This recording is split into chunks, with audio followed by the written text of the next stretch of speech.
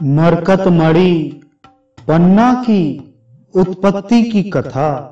सूत जी ने कहा, नागराज वासुकी उस असुरपति बलासुर के पित्त को लेकर अत्यंत वेग से मानो आकाश मार्ग को दो भागों में विभक्त करते हुए देवलोक को जा रहे थे।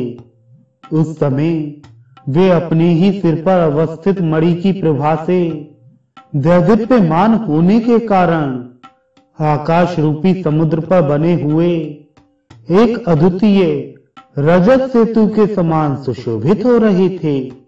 उसी समय अपने पंख निपात से पृथ्वी एवं आकाश को आतंकित करते हुए पक्षीराज गरुण ने सर्पदेव वासुकी पर प्रहार करने का प्रयत्न किया।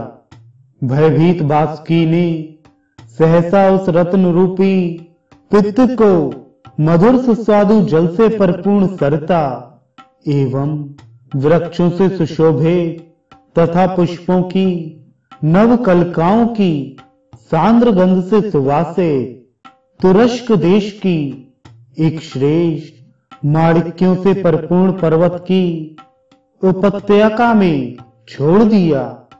वह पित्त उस पर्वत से निकलने वाले जल प्रपात के समान ही था।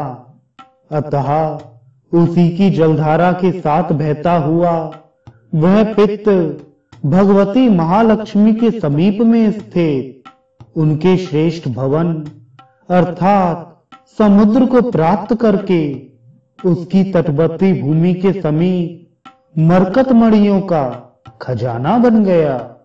फणराज वासुकी ने जिस समय उस पित्त का परत्याग किया था, उसी समय गरुण ने गिरते हुए उस पित्त का कुछ अंश पान कर लिया, जिससे वे मूर्छित हो गए और सहसा उन्होंने अपने दोनों नासा छिद्रों से उस पित्त को बाहर कर दिया।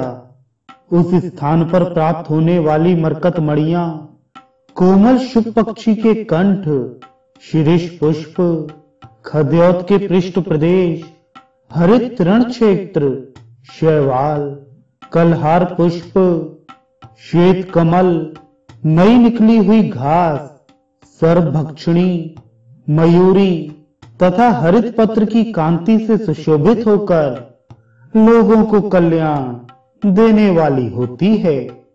वहां पर नागभक्षी गरुण के द्वारा पान किया गया जो दैत्याधिपति बलासुर का पित्त गिरा था, वह स्थान मरकत मणियों का आकर अर्थात खजाना बन गया।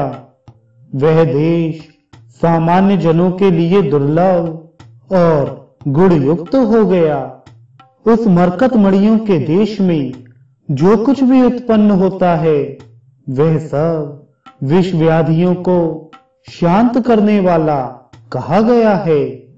सभी मंत्रों एवं औषधियों से जिस नाग के महाविष के उपचार में सफलता नहीं प्राप्त हो सकती है, उस प्रभाव को वहां पर उत्पन्न वस्तुओं से शांत किया जा सकता है। वहां पर जो मरकत मणियां उत्पन्न होती हैं, वे अन्यान्य देश की मणियों से उत्तम कही गई हैं।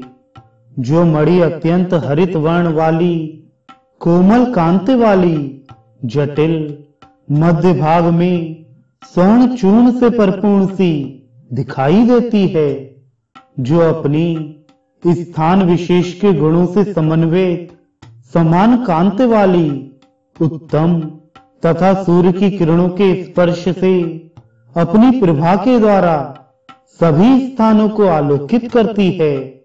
हरित भाव को छोड़कर जिसके मध्य भाग में एक समुज्ज्वल कांति विद्यमान रहती है और जो अपनी नव नवोदित प्रभा राशि से नवीन निकले हुए हरित तृण की कांति को तिरस्कृत करती है तथा जो देखने मात्र से ही लोगों के मन को अत्यधिक आह्लादित करने में समर्थ होती है, वह मरकत मणि बहुत गुणवती मानी जाती है।